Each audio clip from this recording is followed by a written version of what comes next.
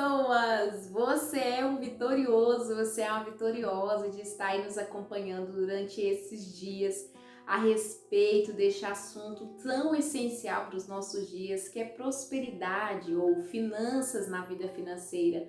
Qual é a orientação bíblica? Qual é a orientação do Senhor? O que realmente significa na base bíblica prosperidade? E a gente aprendeu ao longo desses dias aí, né, séries curtas, né, pequenos ensinamentos, mas de grande proveito para nossa vida. Qual é a nossa frase? Gente, eu não decorei, vocês acreditam? Mas vamos lá ler a nossa frase, vou colocar ela aí na descrição do vídeo. Vida próspera é um estilo de vida conforme a palavra de Deus. Vida próspera é um estilo de vida conforme a palavra de Deus. Isso mesmo. E para nosso último tópico aqui, eu quero agradecer vocês aí que estão nos acompanhando durante esses dias. Eu sei que não é fácil, né, acompanharmos uma jornada sequencial, mas parabéns para você e muito obrigada por você estar aí desse outro lado nos acompanhando, tá? Deixe seu like, compartilhe esse vídeo, se inscreve no nosso canal, nos siga nas outras redes sociais, Instagram, Facebook, né? E comente aí, deixe seu comentário para nos incentivar a estar trazendo assuntos aqui para deixar a nossa vida mais leve. Aqui a gente não está dizendo que a gente sabe tudo, a gente só quer compartilhar um pouco da nossa experiência, um pouco daquilo que nós temos aprendido com o nosso Deus e deixar a sua vida mais leve um pouquinho, ok? E se você quer conversar comigo pessoalmente, né? Vai lá no nosso Instagram, me chama no direct que eu vou ter o maior prazer em falar com você. E se você quer dar alguma dica a respeito de um assunto que você quer que a gente aborde aqui no nosso canal, vai lá no meu direct também e escreve lá o assunto que você quer, que a gente pode estar trazendo aqui para nós crescermos juntos, ok? Então vamos lá para o nosso último tópico desse estudo que diz: cada um vai dar contas a Deus de sua administração financeira. Ainda bem, né, gente, que eu não vou arcar com a sua dívida nem você com a minha. Feche os seus olhos aí, vamos orar, vamos pedir ao Espírito Santo para falar conosco aqui mais uma vez. Grandioso Deus e eterno Pai, nós somos tão agradecidos, Pai, por esta carta de amor que o Senhor escreveu para nós. O Senhor não nos deixou abandonados aqui. E o Senhor deixou um guia, um mapa para seguirmos, para instruirmos a nossa família e levarmos a nossa família para o caminho da obediência, de volta ao Éden.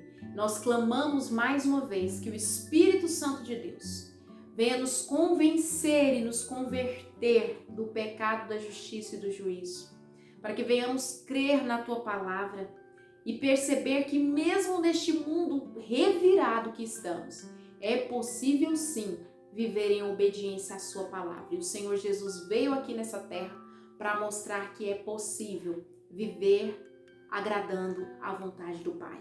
E é isso que nós queremos, porque somos Teus, completamente Teus.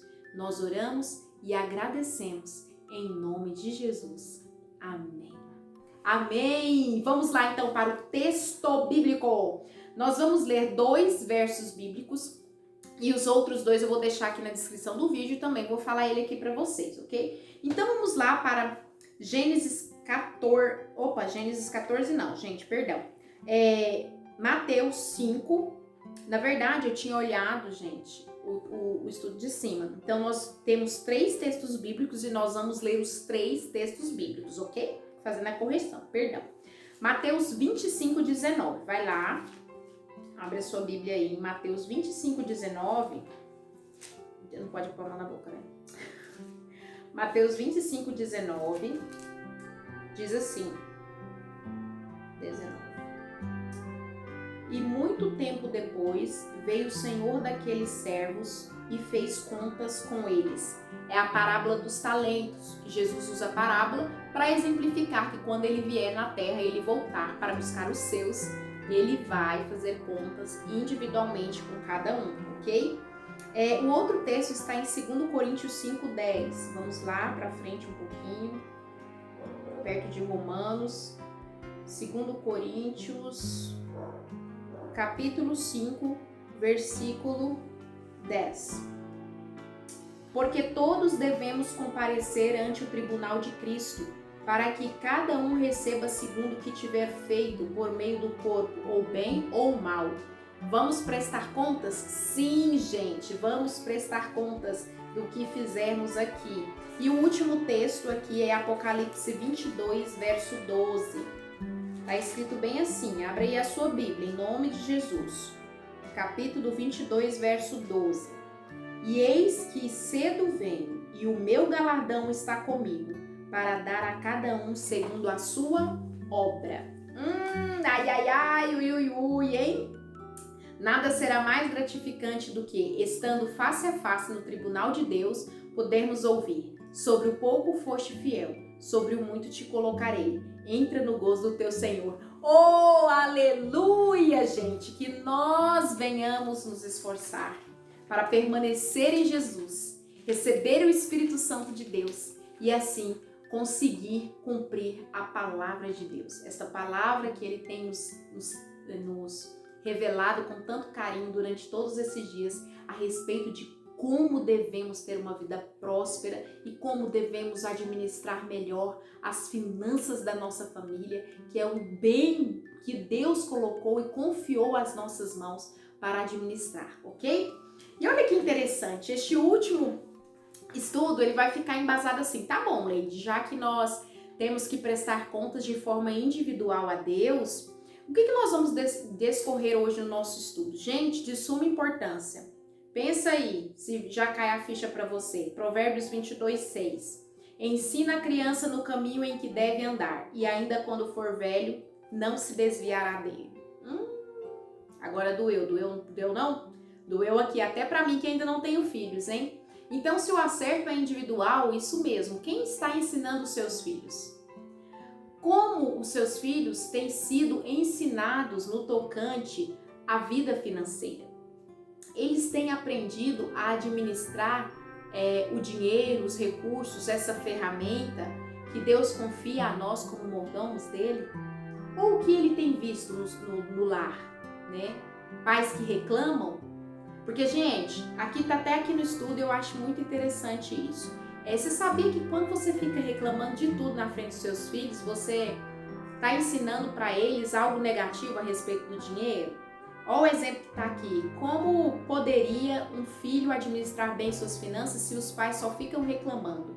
Olha só o preço do exagero dessa escola. Nossa, eu vou ter que comprar outro tênis para você. Nossa, que supermercado caro. Ai, a gasolina já aumentou de novo. Ai, ai, ai, ui, ui, ai, ai, ai, ui, ui. Então, o seu filho não vai compreender o verdadeiro significado do dinheiro, tá? A maneira correta de usar os bens materiais, que a gente já vê estudando aí que é um presente de Deus. Deus fez o material, né? Quando ele colocou Adão lá no Éden, tudo estava pronto, né? E eu não vou voltar lá a esse estudo, né, gente? Vamos prosseguir para o último estudo aqui. Então, esse ensinamento errado, a gente tem que parar de vez com isso, gente. Lembre-se que o acerto de contas é individual. Essas crianças, esses adolescentes e esses jovens, eles têm que ser ensinados da maneira correta a lidar com essa ferramenta, né? Nós aprendemos em estudos aí anteriores que essa ferramenta não pode ser o nosso Deus e nós não devemos ser escravizados por ela, ok? Então, vou aqui dizer para vocês que nós devemos ensinar, um dos primeiros ensinamentos para as nossas crianças, para os nossos filhos. Devemos ensinar que Deus é o dono, vai lá para o início do estudo, né? Que Deus é o dono do ouro e da prata. Os seus filhos têm visto isso aí na sua casa? Agora vai ver, né, gente? Então, assim, chega de ser estudo da boca para fora, né? Agora nós estamos vivendo. Nós entendemos que uma vida próspera é uma vida em obediência à palavra de Deus, ok? Então agora você já está apto a ensinar aos seus filhos na prática, na vivência, que Deus é o dono da prata e do ouro. Ele é dono de tudo. E que Deus instituiu o trabalho de uma forma prazerosa. Então, para você, papai e mamãe, que vive reclamando do trabalho, como você quer que seu filho entenda que trabalho é um prazer? É algo bom que Deus criou para a máquina, para o bom funcionamento da máquina humana, como já estudamos em estudos anteriores. Então, o seu filho precisa entender que o Senhor fez o trabalho de forma com amor para que essa máquina continue funcionando em perfeita condição. E através deste trabalho vai vir a remuneração. Vem a ferramenta que compra o alimento, a ferramenta que trocamos por uma vestimenta, a ferramenta que quando juntamos adquirimos um outro tipo de bem, um veículo, passeamos, compramos entradas em parques, né, e em cinemas, em lanches no shopping. Você precisa ensinar isso para essa criança. E algo que é muito interessante, que as pessoas às vezes se perguntam, é a respeito das mesadas, né? Leide, realmente é aconselhável dar mesada para as nossas crianças, né? Com que idade e tal? Então, assim, gente, a idade melhor é ali quando a criança já está com 6, 7 anos, que ela já está um pouquinho mais familiarizada com os algoritmos, com os números e tal, ok? O valor é estipulado conforme a realidade financeira de cada família. Não é quantidade, gente. Entenda isso. Não é um valor, eu tenho que dar 50 reais, 100 reais pro meu filho. Não.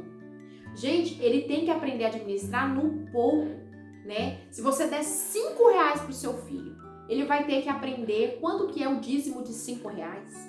Quanto que é a oferta que você sente o desejo de dar. E quanto que tá o seu planejamento de doações. Lembra do nosso planejamento fixo? Quanto que você quer tirar? Né? O que você vai economizar para comprar o chocolate, a caixa de bombom que você quer? Gente, é coisa de criança, tá? Então você fala, tá, louvado seja o Senhor que você não foi contaminado e a sua criança detesta chocolate. Seja aí o alimento que ele quer, porque normalmente criança quer o brinquedo ou o alimento, tá? Por isso que eu tô dando esses exemplos fictícios e mais simples para todo mundo. Então, se a criança quer comprar lá a caixa de chocolate que custa 7 reais, vamos supor, quanto você vai economizar por mês para poder comprar essa caixa de chocolate e ainda assim ter um dinheirinho aqui extra, se caso você quiser uma balinha, né? Se caso você quiser um bonequinho, aquelas bolinhas lá daquela maquininha que aqui tem, onde eu moro, que é R$1, você coloca lá e é R$1 e tal. Então, esse tipo de ensinamento você só vai conseguir dar para o seu filho se você disponibilizar uma mesada para ele. É o ensinamento mais prático. Leide, mas eu não tenho condições de dar mesada para o meu filho. O seu filho precisa ser ensinado com coparticipações nas finanças da casa. Como? Leide, você precisa mostrar de forma diferente como é feito o planejamento da sua casa, ou seja, você senta com a sua criança e conta uma história para ela. Imagina de onde que veio a água. Criança de 6, 7 anos, é muito legal isso, eles fantasiam bastante, né? Então aí você vai explicar como que é feito para a água chegar na torneira da sua cozinha, né? Para ela. Você vai explicar que tem a saneágua, você vai explicar que há uma ferramenta que é o dinheiro, que a gente vai lá e manuseia ele de uma forma X, pagando X por mês, para que essa água chegue até a sua casa. Para que a criança entenda que há um sistema formado para que as coisas cheguem até a casa dela. Ela precisa entender que as coisas não vêm de mão beijada, não vêm do além. O papai sai, passa o dia inteiro fora e de repente a mamãe pega um negocinho quadrado que eles chamam de cartão e a gente pode comer, a gente pode gastar à torta e à direita, posso comprar presentes, brinquedos e alimentos e roupas e etc. Gente, é assim que entra na cabeça da criança se você não for explicar, se você não for ensinar. Então tem muitas maneiras de ensinar a sua criança se você não tem condições de dar essa mesada, ok? E aqui no Lar Adventista, página 386, diz assim: quando ainda bem jovens, devem os filhos ser ensinados a ler, a escrever e compreender algarismos, de maneira que mantenham sua própria contabilidade. Então, quando a idade lhe permitir, você deve já estar ensinando a sua criança a fazer esse tipo de contabilidade. Quando que é o de Deus? Quando que podemos doar para uma pessoa? Sabe? Quanto que podemos gastar conosco? Se é mesmo necessário isso que essa criança deseja no momento, né? Aquilo que nós aprendemos nos estudos anteriores, você tem que ensinar isso para sua criança. Você vai comprar porque você necessita, ou é uma necessidade do momento, é só porque você deseja, né? Podemos reter esse desejo e substituir por outra coisa. Isso, nós pais que devemos ensinar às nossas crianças, né? E outro tópicozinho aqui que eu achei muito legal é: não conduza seus filhos por meio de presentes e indulgências. Não estipule recompensas a cada coisa que ele fizer. Então, assim, é de suma importância que você, papai, você, mamãe, pare de dizer assim: se você tirar nota boa, eu vou fazer isso. Gente, tem pais que ainda continuam fazendo isso. É um sistema de troca. Deixa eu explicar para você o grande prejuízo que seu filho carrega quando ele cresce. Ele quer ter esse sistema de troca com o Pai Celestial. Isso mesmo. E com o Pai Celestial as coisas não funcionam assim. E nós devemos explicar da maneira que Deus funciona, da maneira que Deus quer que nós nos relacionemos com Ele. Então, filhos que têm tudo à base de troca, que tem tudo toda hora, que dá birra, que quer, tem tudo de mão beijada, filhos que são mimados, que são super protegidos demais. Pense lá na frente, o seu filho vai ter grande dificuldade de se relacionar com Deus. Por quê? Porque Deus não é esse pai que deu birra e ele dá. Deus não é esse pai que tudo que você pede está ali na sua hora, no seu momento, do jeito que você pediu. Não é, né? Nós aprendemos que Deus fala não. Muitas vezes Deus fala não para nós, né? Porque não é da vontade dele, não é o melhor para nós. E temos visto aí pais que eu não sei o que tem acontecido, porque tem se recusado a ensinar os filhos a ter uma vida melhor lá na frente. Então, por favor, pais, pense nesse lá na frente. Esse sistema de recompensa com os filhos, vocês estão entendendo o que eu estou dizendo? Não é saudável para o seu filho nem agora, nem no porvir, tá? Ele vai achar que tudo é um sistema de troca. E para ele ter o amor e a empatia pelo próximo vai ser muito difícil, muito custoso para ele. Quando ele se deparar com a realidade bíblica, ele vai chegar a rejeitar este Deus, né? Porque ele vai comparar com o pai que ele teve e vai dizer: não é bem assim, né? Não foi bem assim que meu pai me ensinou. Então, Leide, como devemos estipular realmente essa mesada dessa criança, né? Nós podemos dizer que ela vai ter a coparticipação dela na casa, porque todos nós temos, do trabalho que executamos, né? Deus deu a nós capacidades intelectuais, capacidades de dons, né? E a partir do momento que nós estamos desenvolvendo essas capacidades para a honra e glória de Deus, nós recebemos uma ferramenta para continuar mantendo as nossas capacidades. Porque, na verdade, a ferramenta dinheiro mantém a nossa capacidade cerebral, com alimento, com cursos, não é verdade? Mantém o nosso corpo aquecido quando nós precisamos de uma vestimenta, mantém a nossa água que precisamos e por aí vai. Então, nós temos essa forma de ensinar as nossas crianças que a mesada, né, é uma ferramenta que nós recebemos por utilizarmos simplesmente de forma natural, utilizarmos as nossas capacidades que foram já colocadas em nós por Deus e outras capacidades que nós vamos adquirindo com o tempo, que adquirimos através de um estudo, ok? Então aí você pode sim estipular de outras e inúmeras formas. Foi só um exemplo que eu dei. Se você não gostou também não precisa utilizar, ok? Se você acha que é o mesmo que troca também não precisa utilizar. A ideia aqui é você ensinar o seu filho não ter esse sistema de troca, tá? Faz isso que eu te dou isso, faz isso que eu te dou isso. Não, ok? Porque senão ele vai ter sérios problemas em se relacionar com a maneira que Deus trabalha com as suas criaturas aqui, né? E eu quero deixar aqui uma mini conclusão para vocês, para depois pontuar os tópicos, os passos para prosperar deste nosso estudo, que diz assim: primeiro, né, os filhos devem ser orientados a dar as suas próprias mesadas. Leite, o que é isso? Ele deve ser orientado a doar um pedaço da sua mesada para alguém, ok?